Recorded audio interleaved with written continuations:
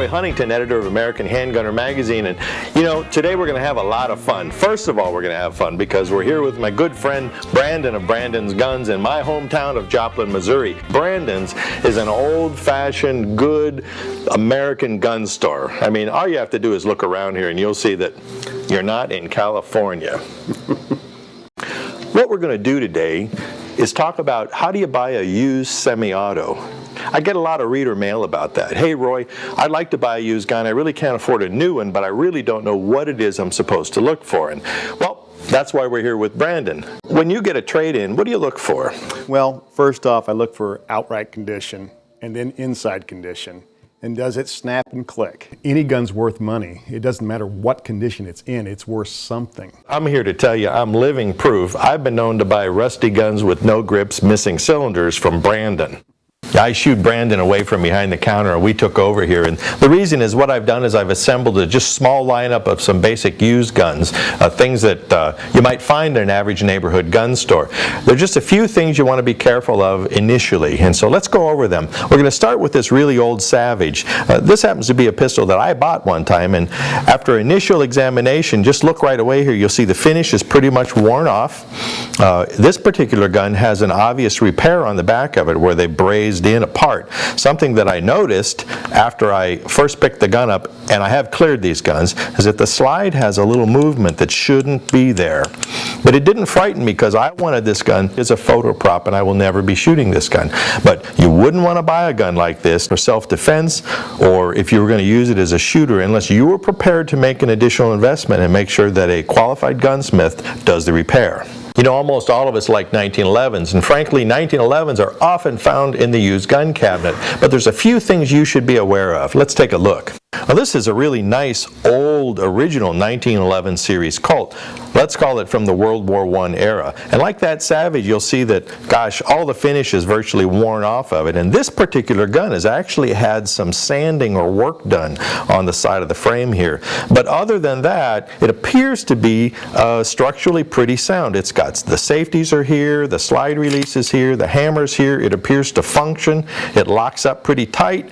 The slide fits fairly well. I looked beforehand, the bore's clean, the barrel's not cracked, it's got decent grips.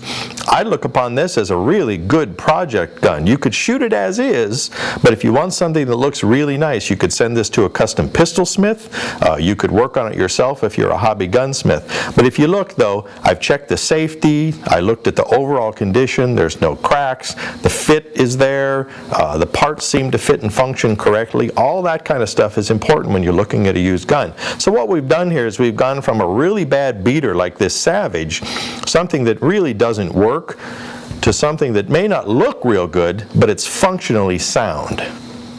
You know, let's just keep on the theme of 1911s for a minute because this is something that you're going to encounter. This is an original 1911, only this is a really nice Parkerized military one. So even though this is a World War I era gun, it was obviously sent back to the arsenal and the military refinished it. Now let's take a look at it.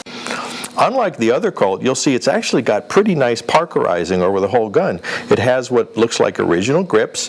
We've cleared it, made sure that it's safe. I looked at the bore, it's clean and shiny. Let's lower the slide. The hammer is good, it's solid, the safety works.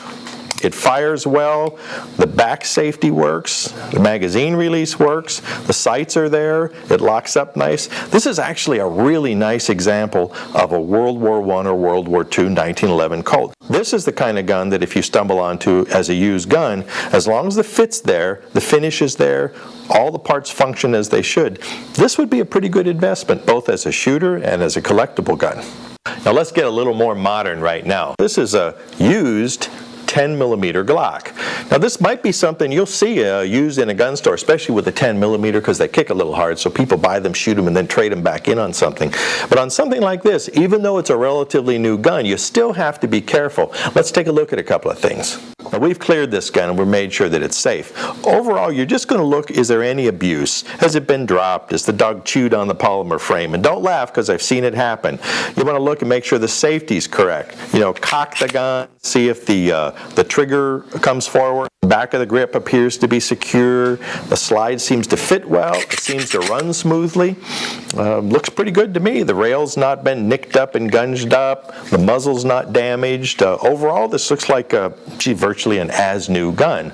Looks just from a preliminary look that it's a pretty safe buy. Remember, this isn't a course on how to buy a used gun, but it is just telling you a few tricks and tips to keep your eyes open for.